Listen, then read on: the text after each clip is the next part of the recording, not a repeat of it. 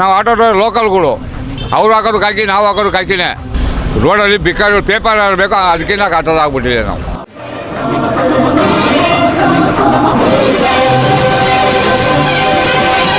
ಮೊದಲನಾಗಿ ನಮ್ಮ ಹೆಸರು ಎಚ್.ಎಂ. ರಮೇಶ್ ಕುಮಾರ್ ಅಂತ, ಆಟೋ ಡ್ರೈವರು. 43 ವರ್ಷದಿಂದ ಆಟೋ ಓಡಿಸ್ತಾ ಇದ್ದೀವಿ.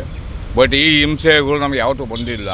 ಆಟೋಗೆ ಸೇರ್ತಾರೆ, ಓಲೋ ಹೋಗ್ಬಿಟ್ಟು ಡ್ಯೂಟಿ ಮಾಡೋಕ್ಕಾಗಲ್ಲ. ಪಿಕಪ್ ಹತ್ರ ಹೋಗಿರ್ತೀವಿ, ಡ್ರಾಪ್ ಮಾಡ್ತಾರೆ, ಅದೇ ಕ್ಯಾನ್ಸಲ್ ಮಾಡ್ತಾರೆ. ಈಗ ಪೆಟ್ರೋಲ್ ಮತ್ತು ಗ್ಯಾಸ್ ಬೆಲೆ, ಪೆಟ್ರೋಲು ಡೀಸೆಲ್ಲು ಅದು ನಾವು ಜಾಸ್ತಿ ಆಗಿದೆ. ಹಿಂಸೆಗಳು ಆಗ್ತದೆ, ಎಲ್ಲರೂ ಹಿಂಸೆ ಬರ್ತದೆ. ಈ ಸರ್ಕಾರ ನಮಗೇನೂ ಮಾಡ್ತಾ ಇಲ್ಲ. ಸರ್ಕಾರದಿಂದ ನಮಗೇನು ಪ್ರಯೋಜನವೂ ಇಲ್ಲ. ಕೇಳ್ತಾ ಅದರ ಬೇರೆ ಆಧಾರ್ ಕಾರ್ಡ್, ಬಸ್ಗಳು ಬೇರೆ ಒಂದು, ಅದರ ಬೇರೆ ಓಲೋ ಊಬರು ಡ್ಯೂಟಿಗಳು ಆಟೋಗಳು ಮಾಡೋಕ್ಕಲ್ಲ. ಈಗ ರ್ಯಾಪಿಡ್ ಅಂತ ಟೂ ವೀಲರ್ ಬಿಟ್ಟು, ಟೂ ವೀಲರ್ ಎಂದು ಹಿಂಸೆ ನಮಗೆ, ಭಾರಿ ಹಿಂಸೆ ಆಗ್ತಾಯಿದೆ ನಮಗೆ. ಟೂ ವೀಲರ್ಗಳು ಅದನ್ನು ರದ್ದು ಮಾಡೋಂಥ ಕಾನೂನು ಅದನ್ನು ಏನು ಕೇಳ್ತಾ ಇಲ್ಲ ನಮಗೆ. ಈ ಥರ ಆಗಿ ನಮ್ಮ ಆಟೋ ಜೀವನಗಳು ಯಾವ ಥರ ಆಗಿದೆ, ರೋಡಲ್ಲಿ ಬೇಕಾದ್ರೆ ಪೇಪರ್ ಇರಬೇಕು, ಅದಕ್ಕಿಂತ ಕಾತದಾಗ್ಬಿಟ್ಟಿದೆ ನಾವು. ಯಾಕೆಂದರೆ ನಮ್ಮ ಜೀವನ ಯಾರಿಗೂ ಹೇಳ್ಕೊಳಂಗಿಲ್ಲ, ಹಾಗಾಗಿದೆ ನಮ್ಮ ಪರಿಸ್ಥಿತಿ. ಅದಕ್ಕೆ ಏನಾದರೂ ಈಗ ಡಿ ಕೆ ಶಿವಕುಮಾರ್ ಬಂದಾರಲ್ಲ, ನೋಡು ಏನು ದಬ್ಬಾಗ್ತಾರೆ ಅಂತ. ಅವಾಗ 15,000 ಕೊಡ್ಬೇಕು ಆಟೋ ಡ್ರೈವರ್ಗೆ ಅಂತ. ಆಂಧ್ರದಲ್ಲೆಲ್ಲ 15,000 ಆಟೋ ಡ್ರೈವರ್ಗೆ ಅಂತ ಆಗ್ತಾಯಿದೆ. ಇನ್ನು ನಮಗೆ ಬಡವರಿಗೆ ಅಂತ ಏನು ಕೊಡ್ತಾರೆ ಇವರು? ಆಟೋ ಡ್ರೈವರ್ಗೆ ಏನು ಸೌಕರ್ಯ ಇದೆ? ಮನೆಯಲ್ಲೇ ಮನೆ ಇದೆ ಇಲ್ಲ, ಮನೆಯಲ್ಲೇ ಮನೆ ಕೊಡ್ತೀನಂದ್ರು ಇಲ್ಲ. ಅವ್ರಿಗೆ ಬೇಕಾದ್ರೆ ಅವ್ರು ಮಾಡ್ಕೊಂಬರ್ತಾರೆ. ಯಾವ ಸರ್ಕಾರ ಬಂದರೂ ನಾವು ಜೀವನ ಮಾಡೋದು ಇದೇ ಜೀವನ.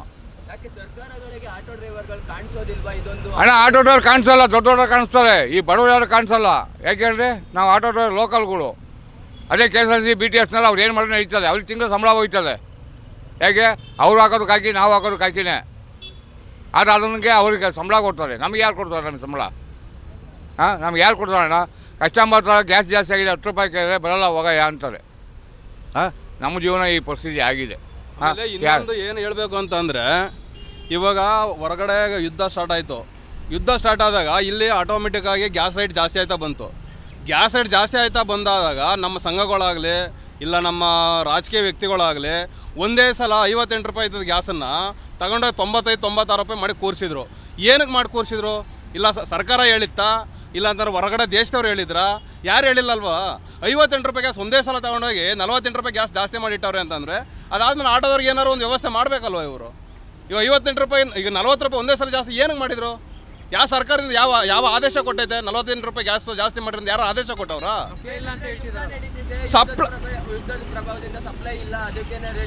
ಸರಿ ಸರ್, ಆಯ್ತು, ಯುದ್ಧ ಆಯ್ತಲ್ವಾ? ಯುದ್ಧ ಆಗೋಯ್ತಲ್ಲ, ಸ್ಟಾಪ್ ಆಯ್ತಲ್ಲ. ಇವಾಗ ಯುದ್ಧ ನಡೀತಾ ಇದೆಯಾ? ಇಲ್ಲ ಅಲ್ವಾ? ಮತ್ತೆ ಸ್ಟಾಪ್ ಮಾಡ್ಬೋದಾಯ್ತಲ್ಲ. ಇವ್ರು 1 ರೂಪಾಯಿ 2 ರೂಪಾಯಿ ಜಾಸ್ತಿ ಮಾಡಲಿ. ಪೆಟ್ರೋಲ್ ಜಾಸ್ತಿ, ಗ್ಯಾಸ್ ಜಾಸ್ತಿ, ಡೀಸೆಲ್ ಜಾಸ್ತಿ ಅಂದರೆ ಬಡಪಾಯಿಗಳು ಎಲ್ಲೋಗಿ ದುಡಿಬೇಕು? 110 ರೂಪಾಯಿ 46 ಪೈಸಾ ಎಷ್ಟು ಹೇಳಿ? 110 ರೂಪಾಯಿ 46 ಪೈಸಾ ಒಂದು ಟೂ ವೀಲರ್ ಪೆಟ್ರೋಲ್ ಹಾಕ್ಬೇಕಂತ ಇದೆ.